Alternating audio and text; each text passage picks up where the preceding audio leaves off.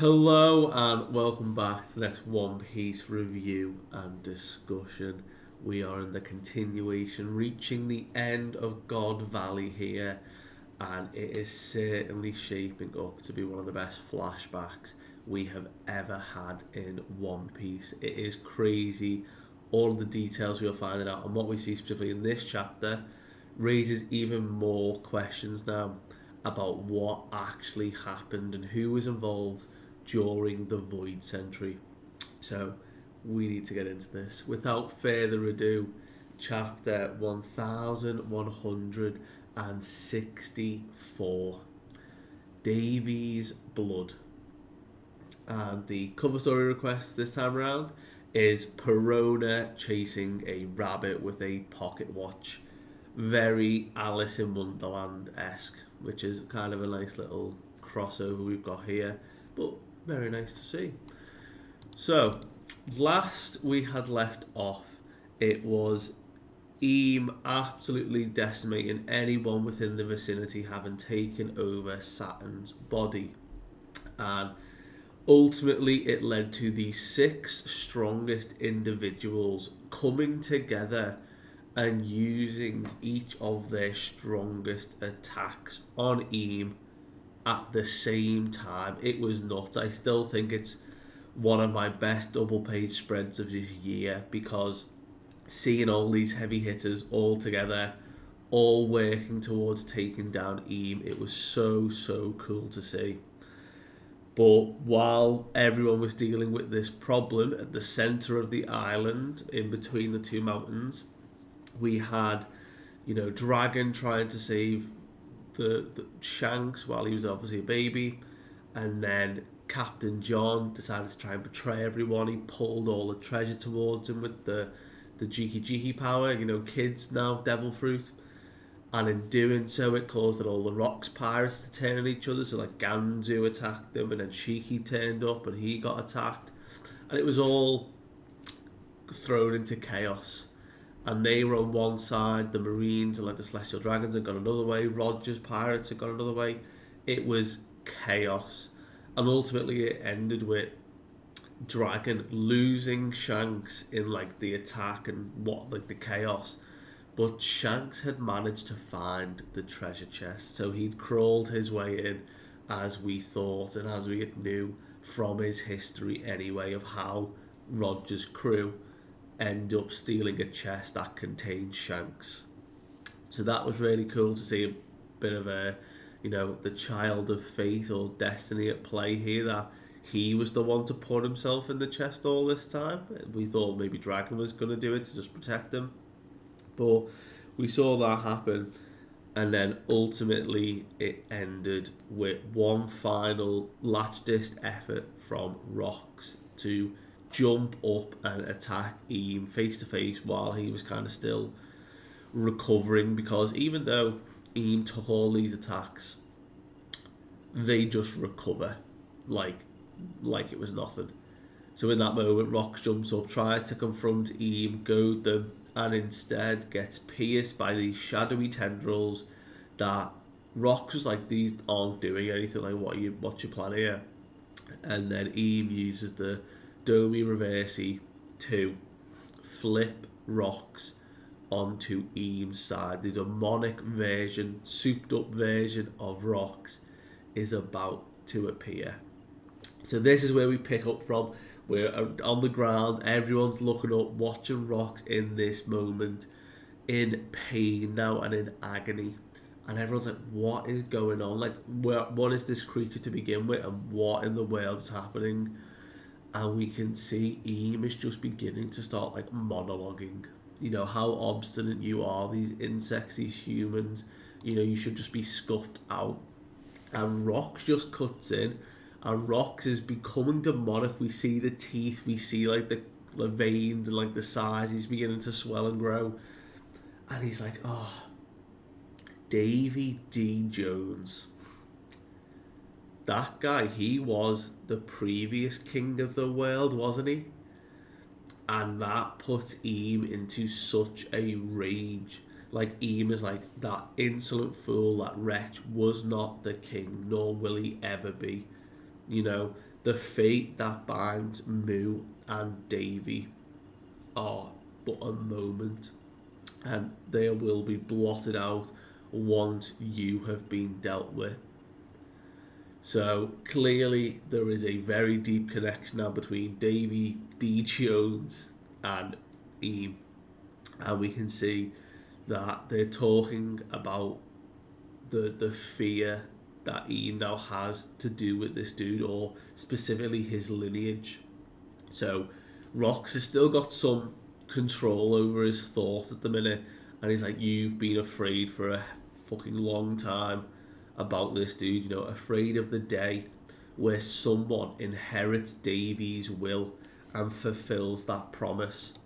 So, are we kind of getting an idea that, even though we don't know what the D specifically is standing for still, if Davy Jones had that, the will of D, and that's being passed on, that's what's being inherited, this promise that's being kept.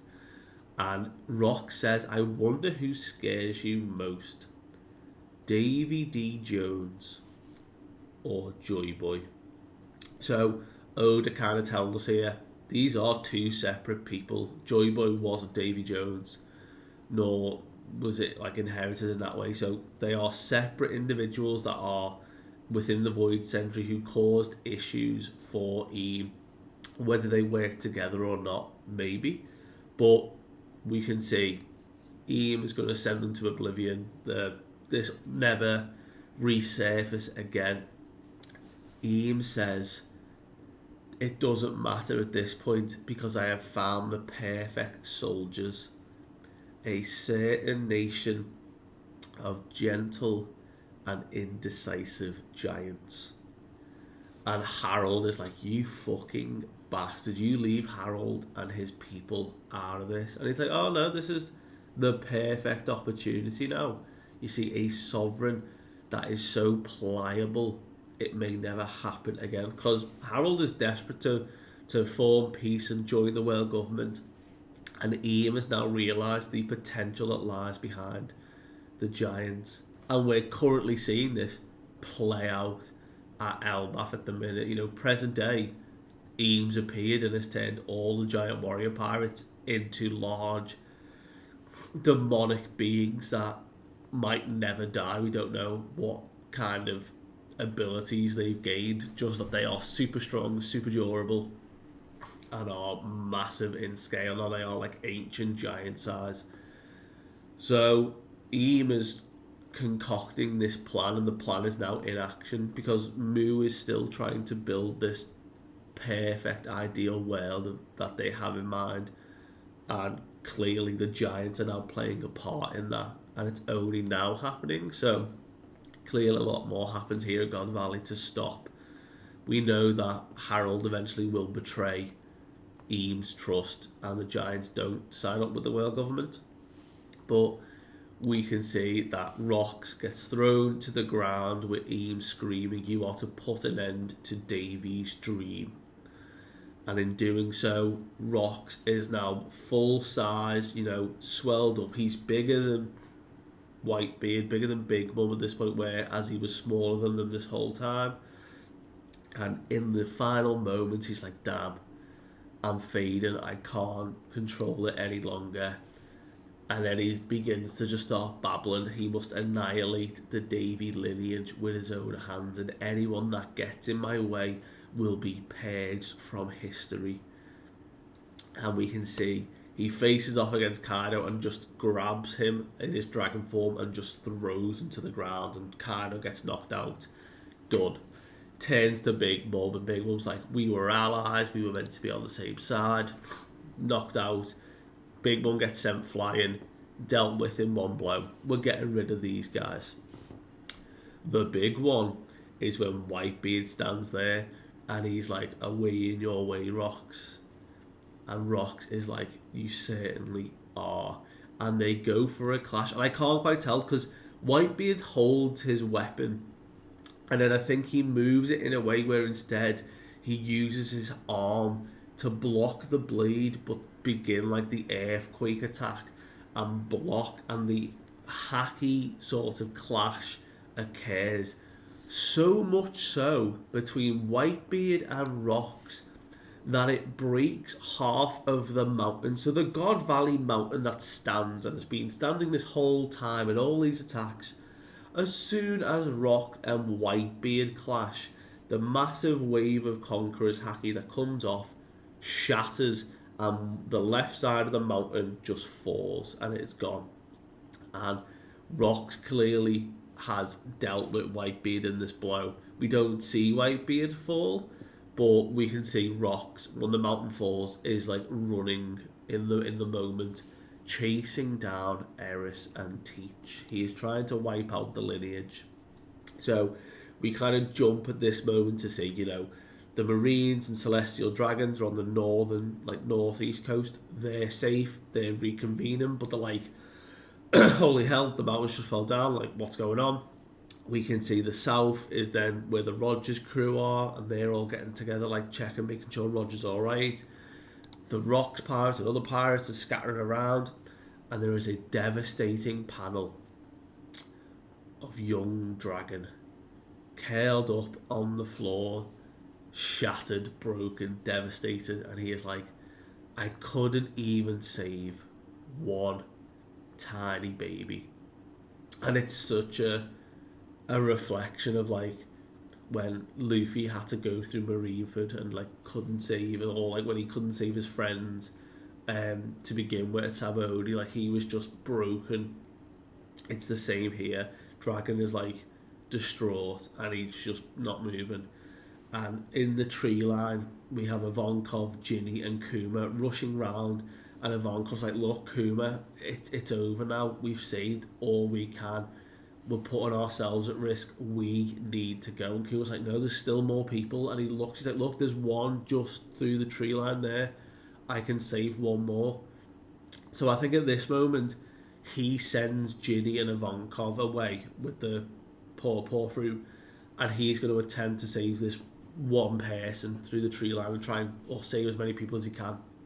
And we see that Captain John's still kind of just standing, Ganzu's on the floor, Shiki's flying away. They're all in their moment of like, oh, like they've turned on each other, but Shiki seems to be getting the last laugh here. And as it stretches out, the forest is just getting annihilated. The large, ominous rocks appears breaking through the trees towards Eris, and she has like a moment of heartbreak and recognition, and she's like, Zebek, you've lost. I'm sorry you had to face that thing before you were ready. So clearly Eris knew about Eam and the confrontation that happened, knew that he had to get ready to go face it, and this wasn't the time. And Eris is prepared to jump into the sea to save the Davy clan, to save Teach however she can, because she is like, we will survive no matter what. The problem is the coastline she's running to also houses navy ships, and they see Eris, they see rocks, and they let loose cannons. And as Rox's swing begins to start flying through the air, the cannons are coming. Our one hero saves the day, and Kuma jumps into the fray and sends Eris and Teach away before sending himself away. And then the explosion and the attack of Rocks all go off. Rocks destroys a ship. The explosions on the coast happen. Kuma is the GOAT of God Valley. He saved so many people, and yes, he did save Teach, but he didn't know probably the repercussions of what would happen there. But it was another life to save, and Kuma was willing to face down cannons flying in midair and a demonic version of Rocks mid sword swing. Like, fair play to Kuma in this moment. He's the MVP of God Valley. And we can see Eam is in the distance watching all this chaos happen at the coast, and he's like, this is it now. You are to keep extinguishing all Davies on this island. and we can see Garp is getting contacted. The Roger pirates are getting in touch with Roger, and he's like, "Look, we're good. Just get out of here. Everyone's safe." And then Rox is just absolutely tearing shit up. And then there's a moment. We're back at the centre of the island now. A wave of conquerors or hacky bursts, and someone screams for Rox to bring it here. And it is Roger and Garp. The two stood shoulder to shoulder, looking at Rox. And there's a moment where the wave goes off of Conqueror's Haki. And Ian is like, is that like a Davy? So Roger, I think this is Roger who's goading them out. Roger's Haki is the equivalent of Davy Jones's Haki towards Ian. Mad. But we can see that towering shot of this winged demonic beast of Rox facing off against Garp, Roger.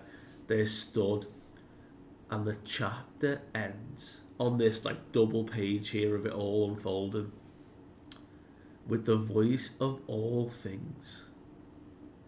Garp and Roger begin to hear a voice in their head, and even like Roger's like, "Whoa, what is that voice?"